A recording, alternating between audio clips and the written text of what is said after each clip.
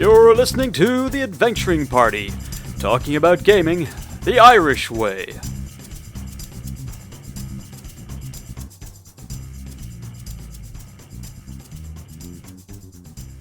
Welcome to the party. I'm Scarr. And I'm SavageMick. And we would like to convince you of a few things. Just stay a while, friend, and listen. I've got a story to tell you, and I think you'll have changed your mind by the time we're finished. Do you know why you will have changed your mind, Savage? Why they will have changed their minds? Because I rolled a Garam 18 is why. I are the best diplomat ever. I can convince anybody's of anything. So, hold on a second while I pick my nose and roll my dice. You do whatever I say, right? Oh, this lisp is coming in. Actually, that's not fair. No disrespect to you. I've known some very persuasive lispers, although they can't say that. Right. So we are... I'm getting cancelled for this one. The lisping lobby's coming for me. I've got to stop saying L words. Right, listen up. We're going to talk to you. We're going to try and persuade you. Are we? Do we want to persuade or just explore the opportunities that present themselves when we engage in the gentle art of diplomacy, persuasion, seduction? Another... maybe. Come on. We don't have any listeners to worry about anymore. Last one just left. Okay, so why do we want to talk about this? Is there a problem with diplomacy in role-playing games? There are issues, I would say. And, you know, despite your absolutely atrocious behaviour earlier, sorry about that. For which you should definitely be thrown in some form of jail, you do, you know, hit upon one of the issues of where the diplomacy and persuasion and talking to people is a complicated process in real life that requires all kinds of insights into the human psyche, empathy for the other group and their negotiations, compromise, and, you know, back and forthing, and not to mention cool psychological tricks you can learn off TikTok. Yeah. Well, or, you know, by reading certain legitimate and illegitimate books on, you know, speaking advice. Are we going to talk about the game? We probably shouldn't. No. But it's okay. We'll get to that. I've just thought of something to add on. We'll get to that. But yeah, so we've got all these kind of in life, in most of life, you might find yourself at a point where you've got to convince somebody else of something that they may or may not want to do. Or they may not see the benefits themselves of doing it. Or they may be diametrically opposed to you and your causes and beliefs. But you've got to get past that impasse to get something done. Even if you don't get anything other than a shaky agreement. So, we learned the gentle art of persuasion. In role-playing games, however, it's slightly different. Isn't that right? Yeah, you roll your d20 and you add your modifier, and then they have to do what you said. Because it's mind control. Yeah, and this is sort of a consequence of trying to boil all this complicated process down into what tend to be relatively simple skill systems, and a sort of default to the we just want to get past this part. Like, often, like, if it's just, we want to get past this town guard, and the GM does not anticipate this being any form of complicated thing, a single dice roll is fine. You just say, okay, you roll your persuasion, your intimidate, or what other skill you have, and that's fine. We can just move on. But that same skill system will then still be used for complicated negotiations with your ideologically opposed rivals who are religious zealots opposed to your way of life, and can I just roll until I get a natural 20, and they recant their entire lives and philosophies and fall in line. Yeah, they throw their position out the window, and suddenly you and your party get what you want. Are we convinced by this approach? I think using this same I think providing only the simple version of diplomacy as a default can lead to bad behaviors in players, because rules sort of guide player behavior whether we want to or not. Right. Yeah. And that points to one of my first problems with this whole dilemma, is that, as you pointed out, the diplomacy angle of role playing, the arts of persuasion, whatever way they might occur in your game, tend to be supported by a very thin rule system. As you say, roll dice, beat target modifier, or beat target number, we're done here. There you go, mind control. Or suddenly everybody decides that you were right all along. You're so muscly. Yeah, we see. There are variations in it. The notion as to whether I think there are modifiers based on whether something is hostile towards you or indifferent. That came up in the earliest versions of the game and probably exists somewhere. I think it was a 3.5 thing. It was explicitly created as a table of rules, if I recall correctly. And then, of course, people immediately min-maxed to a character who could turn a hostile creature into a fanatic loyalist in one round. But, there were feats and things for I do recall vaguely some of that. Yeah, so the problem here is that, okay, a thin rule set ain't great. A rule set that allows you to sort of start just throwing raw numbers at it, as you said, to min-max the silver tongue, not great either, because that doesn't really reflect the reality of any of these negotiation situations. So what do we do instead? It's difficult to just sort of suggest, have these in-depth rules, because not all systems are going to do it. But the sort of has to be a better willingness on the part of games masters to require justifications for roles. If you're having the simple role system, it's just like, okay, you have to start with, do they have a reason to listen to you? Like, do they have a reason to hear what you have to say? If you come in to the king's court, you're covered in blood and mud, and you're festooned in the symbols of a rival kingdom, or covered in orc armor or something, and you rock up to them and you say, well, we would like to talk to the king about, these taxes he levied on these outer provinces, and he's going to throw you out because you haven't done any of the diplomatic things. And a player should understand that is not diplomatic behavior. Just because you have a big number on your dice does not mean that you can sort of bypass the prerequisites for having a conversation. I'd have to sort of perhaps look at that as a bit of a straw man, because presumably someone who's going to invest all of those delicious and precious points into their diplomacy score or their persuasion score, whatever it is in the system you're using, like, they're probably going to be at least invested enough in the fantasy of the character to understand that rocking up to court in barn clothes isn't going to work. Like, they didn't put all of those resources into that thing and then kind of disengage with whatever idea it represents, did they? Well, some people might. Some people might assume that, well, okay, that's a -5 modifier, but I have plus 27, so I think I'll be able to compensate for it with a good roll. But they would at least understand why the -5 is there. They're not oblivious to the idea that they don't fit in, they don't look the part, and they're probably not going to give the best first impression. They wouldn't be trying to argue, well, why does any of that matter as long as I've got a big number? One would hope. Hope. Okay, but assume they have decided that they can get away with it anyways. I think a GM can sort of look at that and go, it doesn't matter how persuasive you are if you cannot get the ear of the king to begin with. Take your big number and go home and put on a clean shirt, Gar.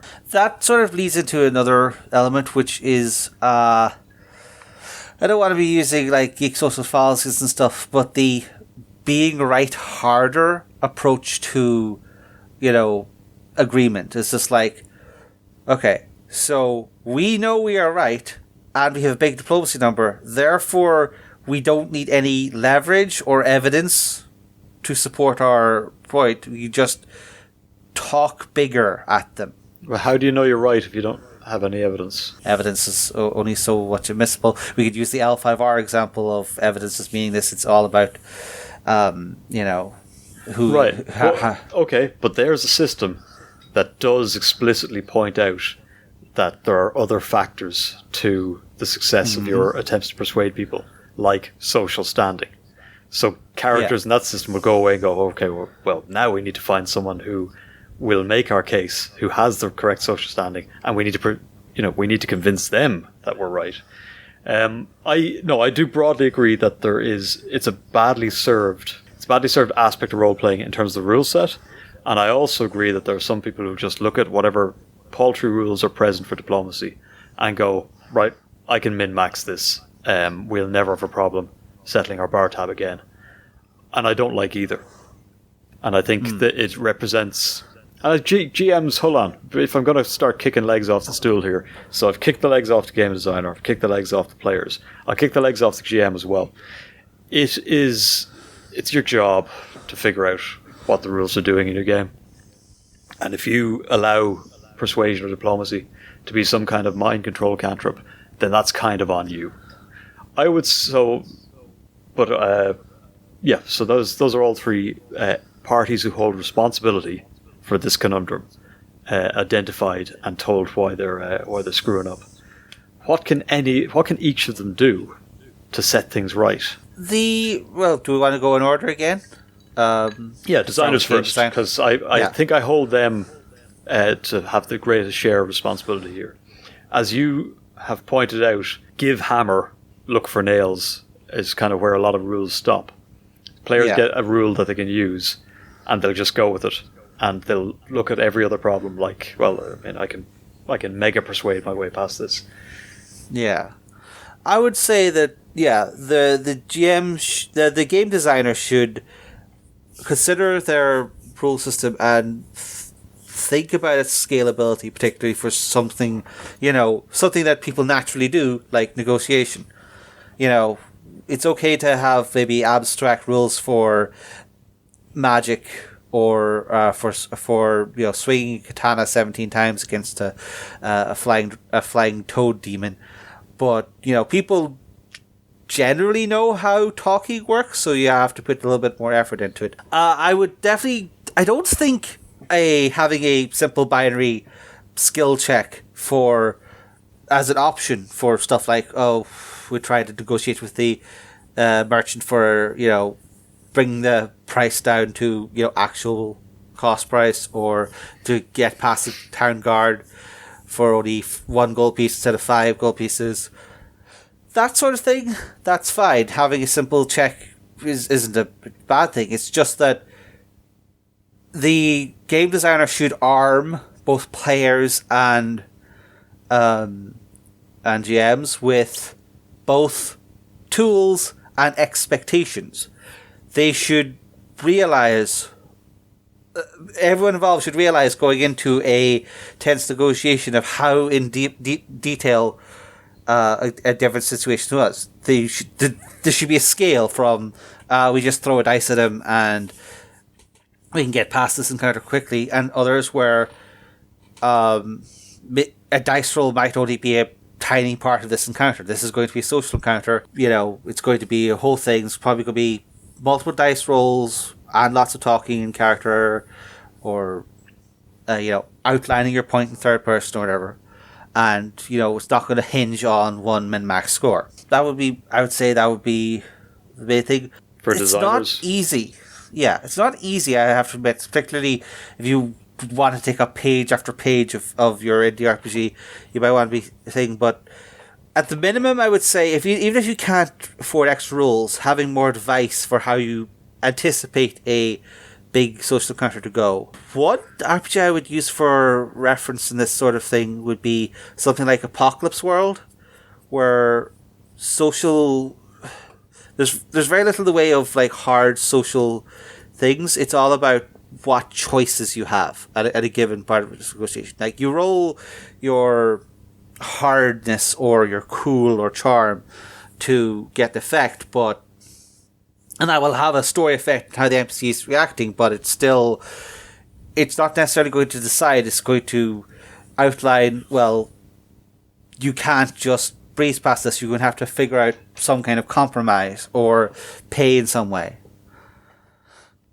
Yeah. And I think that's sort of a good reference point to have in your so even if you don't put in mechanics for it, but it is something you should be considered.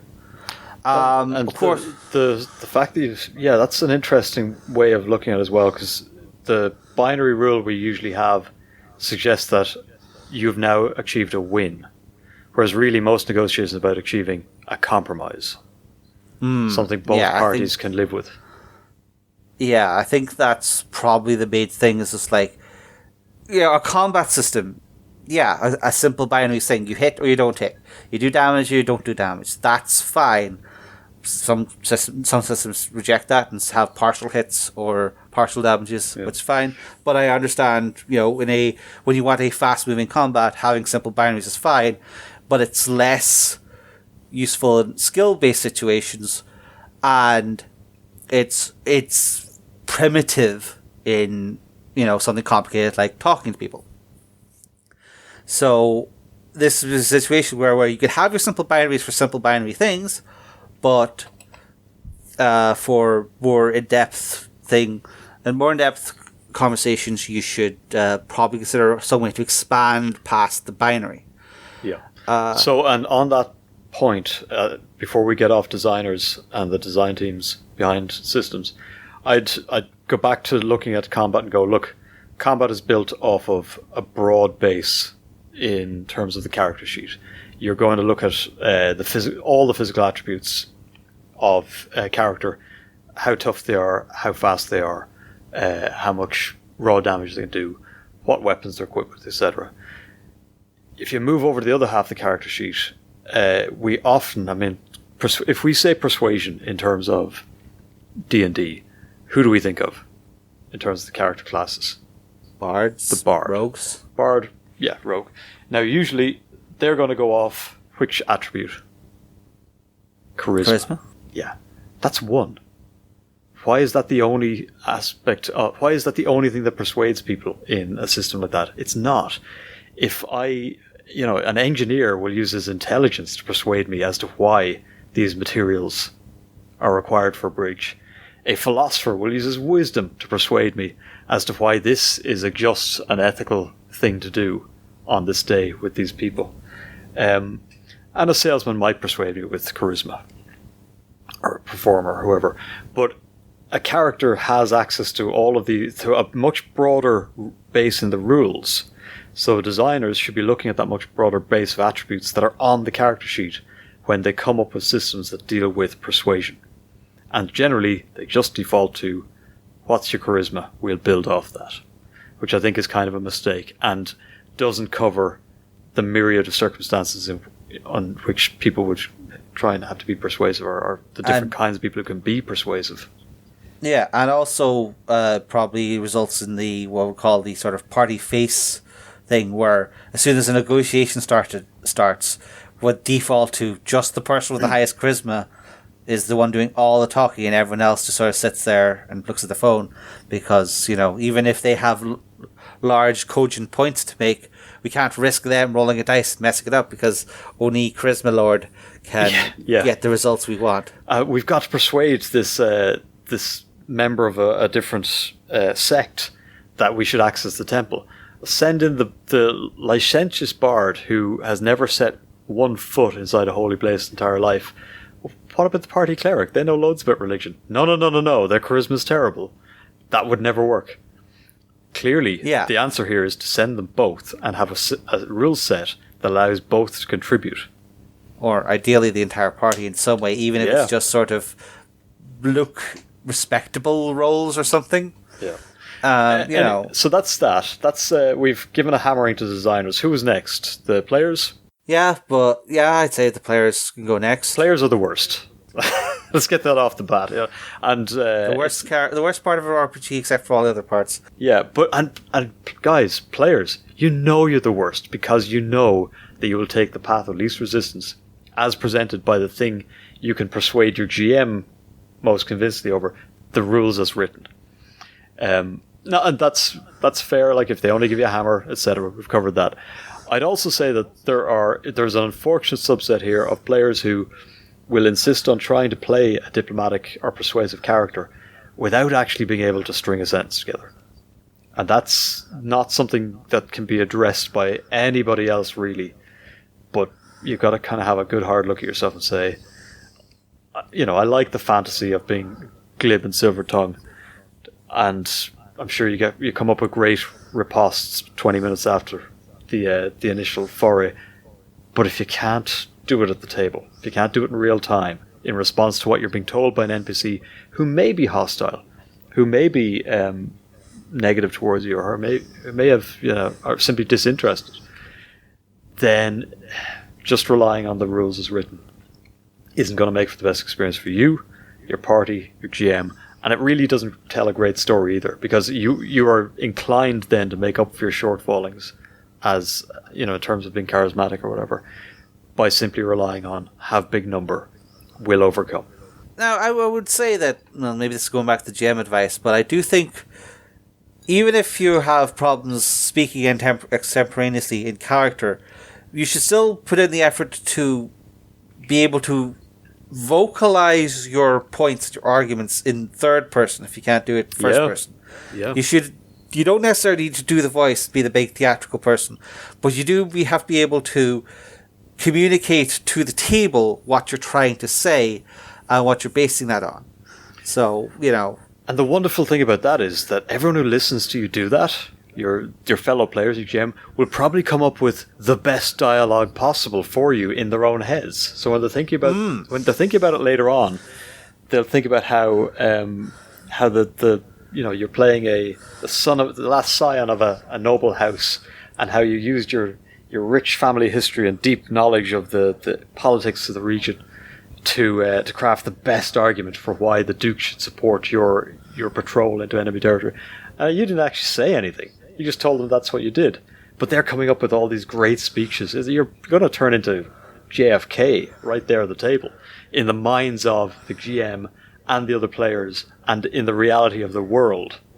That's what will have happened. And all you have to say was, I use the rules, I approach them, I give a speech, and I lay out these points because I figured it out. I'm actually, maybe you should be a speech writer rather than the speech deliverer in real life. I know people like that who have brilliant grasp analysis of situations, brilliant grasp of the levers as to why different parties will do things, brilliant insights into the psychology of the other people across the table, but they can't articulate. But they're great at supporting people who can. And if you want to play, if you're sick and tired of being a civil servant who supports these silver-tongued ministers or department heads, and you want to bring that to the role-playing table, then absolutely, address it in third person and give an outline of what your character is going to do here, and then let the dice prove you right. Yeah. I don't want to bag on the players too bad. Yeah, no, it's not. It's like you're often in a tough situation, and we'll get to how the GM can help that in a minute. But some other points I wanted to address was, and this is a sort of a general thing, but don't just call for, can I roll a diplomacy check? Make sure you realize, ask your GM, is a diplomacy check appropriate here, or are there sort of prerequisites to it? Like, can I use diplomacy? Can I use intimidation? Or what have you? Make sure that yourself and the GM are on the same page on what's appropriate for the situation, or is there some hoops we need to jump for until we can use these skills? Like, do we need to have a baseline acceptance from the King's Court or these wandering bandits or whatever? Don't just throw a dice and say, I got 27, what does that mean? Yeah, that's putting a lot of work on the GM, isn't it? Yeah, don't put the GM on the spot to force it into a particular dice roll paradigm. Reach out to the GM and say, is it like, what do we need to do so that we can get to a point where the dice become appropriate, or even just role playing at the table is appropriate. Like, is the situation too tense? Do we need to crack a joke? Or is the situation too relaxed? Do we need to, do something to get attention? That's be a good willing point. to do a bit of back and forth, and to set up. Again, we can reflect on how the other half of the game sometimes works. Like, you'll take plenty of time to analyze a tactical situation at the table, and you'll talk to the other players about it, and you might ask your GM a couple of leading questions about, what happens if I go over here. You can do the same around a conversation. That is, in terms of the real world, in terms of the game world, might just flow rapidly back and forth. But as a player, you could take a second out to go, what do people think I should say here? Or, GM, what kind of read am I getting off this guy? So does that push us? Let's push on into the GM advice. Yeah, that's a really good one though. Now that as you say, take time and ask if diplomacy is even possible. Yeah. Well, that's where we start, is that the GM has to be willing to be firm and say, I know it sounds maybe a bit too GM is God, but I do think the general advice of it's the GM who calls for roles, not the players, is probably better advice in situations like this. Yeah, fair enough. So what can GM... Okay, so with all that in mind, GMs now, we've knocked them down, let's build them up. What do we tell a GM facing a Diplo stat monster? How do you deal with this guy? It's plus 27 and his shoddy armor. Well, you shouldn't, just shut them down utterly. You should be forthcoming with information and should, if they have plus 27 to diplomacy, then that probably means they're experts in knowing when and where diplomacy works. So be liberal with that information. Don't just say, no, it doesn't work because I didn't plan this NPC. Think about the situation and tell them, okay, you will get to roll after you have proven you're worth talking to, proven you can't just be stabbed, and, show that you have something to give them. Be firm about, setting when a dice roll is going to happen, but also, give the information out freely. Don't hide it and say, oh, their motivations are mysterious. That's not going to help. Why I'm coming to this game is mysterious. Yeah, absolutely. And in the flow of a conversation as well, I think GMs should be aware of. Obviously, they are in some way aware that this character, this player, has this silver-tongued diplomat fantasy that they're trying to play out.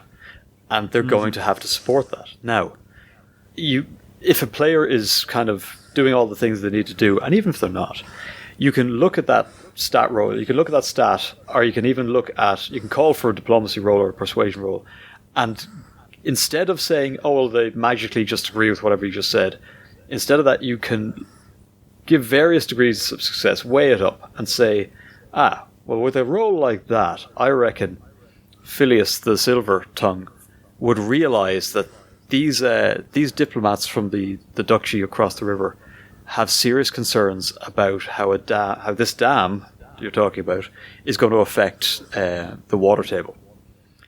And you can probably, and if the player knows that, the NPC is thinking about the dam, okay, then I can say something to that will justify the success and move the dial towards that compromise that is the successful outcome of the negotiation.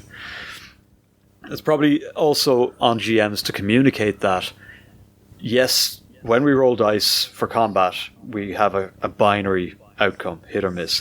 When we roll dice socially, it's much more about moving things across the line rather than outright winning or losing on every roll. So be prepared to maybe make a few arguments or make a few diplomacy checks that give you the insight so that you can make the right calls, say the right things, and genuinely then appear to be persuasive at the table in the dialogue you deliver to the NPC that you're talking to. Because your great diplomacy skill then translates into being fed lines, being fed tips by the GM that translates into you delivering good dialogue that looks like a convincing argument. So it's a simulation there. Yeah. You should be able to come up with coherent, ways that an NPC or faction's goals and motivations turn into what they do at the negotiation table. Like, it is entirely possible for someone to be on a player's side but be absolutely terrible at talking. Not every NPC is going to be a master of diplomacy, much like every PC. So, don't be afraid to humanize your talking, your negotiating NPCs. But always, I think the most vital thing is to have a clear idea of what they want and what they're willing to give up. And maybe if you're being forced to, do that on the fly because you hadn't expected them to barge into the Baron's court and start throwing around credentials, might be useful to have a whole bunch of inspirational tables behind your DM screen. It's not cheating to just have a bunch of personality traits on a thing and just some example simple motivations, and generally you only need one or two of those to be a spark to say, well, okay, I didn't really have this guy's mentality in mind, but I do know that they have a problem with the water table and have they're secretly allied with the orcs, so this result come together to make a more complete image in my mind of how this person's going to negotiate. That reminds me of a good tip I heard from Conrad Kinch, who's been on the podcast several times, around writing players for LARPs. He always said, give them 3 things. And that's all you need. You don't really need a personality. You just need 3 things you know about them that can allow you to discern and basically spin up the rest. So yeah, it doesn't have to be a fully fleshed out NPC. But if you can pick 3 things, even 3 things at random, water table, secret allied to the orcs, having an affair, those 3 things are enough for a good diplomat to kind of maybe pick up on or have found out about, and then use at the negotiating table to persuade this person. Now that said, it is a reality that negotiations can only take you so far. If positions are too far apart on either side, you move from a negotiation to conflict. And if you have a super monkey negotiator diplomat character, what do I call them, a diplomonster, something like that, then the way to fulfill the diplo monster fantasy here isn't that they persuade someone who is fundamentally unpersuadable to their point of view. It's not that they switch allegiances and capitulate. It's that instead negotiations end, people agree on things, but your diplomonster is able to go back to the party and say, they will not stick to that. My role tells me this. They are lying. This is what they're probably going to do.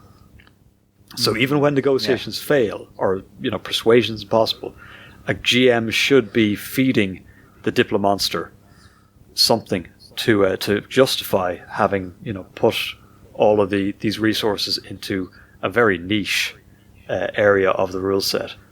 On a player level, that should be clear to players that it's not because you didn't roll high enough, it's because this was an intractable problem that diplomacy couldn't fix it, but that you got a benefit anyway. Yeah. Perhaps if we're going back to an Apocalypse World sample, you might have a sort of situation where you are not rolling, a persuasion move. You are in this situation. You have to roll a sort of read the situation move. But this time you will use your charisma or charm to fuel that roll. Be explicit of you realize as you go into this that that full negotiation is impossible, and here are the reasons why. Don't turn it into dice doesn't work. Turn it into here are the in-universe reasons it doesn't work. Your dice and your skill and your choice of building your character this way allowed you to gain this information that otherwise would have seemed impossible. Absolutely. Yep, I think that's everything. We have made our points. We've made our points. Yeah. And if you don't believe us, it's clear that it's because our dice are cursed. So I kind of think that's a good place to leave it. We've I disagree. Yeah, I know, right? But unfortunately, look, I'm sure we could talk about this further, but unfortunately we are out of time. So any right-minded person would agree that we should probably bring things to a close here. What would you say to that, oh Warlord? I reluctantly back you up on this, but there will be a reckoning. Anyway, we didn't get into a few things. I think there's more to be made of how game designers should address this, what is quite a narrow but sometimes tall set of rules. Give it a broader base, based on more things on the character sheet. It isn't just rogues and bards who can be persuasive. But yeah, there's a lot to think about there as player, as GM. We owe it to ourselves to just look to the lessons of the real world as to how persuasion diplomacy actually works and try and fit that in around the hard numbers that we're given to work with. That's it for me. So with all that said, I hope myself and the Warlord have persuaded you to take another look at diplomacy. Don't just necessarily discard the idea that someone can have a on-paper diplomatic character, even if they can't really roleplay them. And remember that when negotiation fails, there's always the roll for initiative. But with that, this party's over.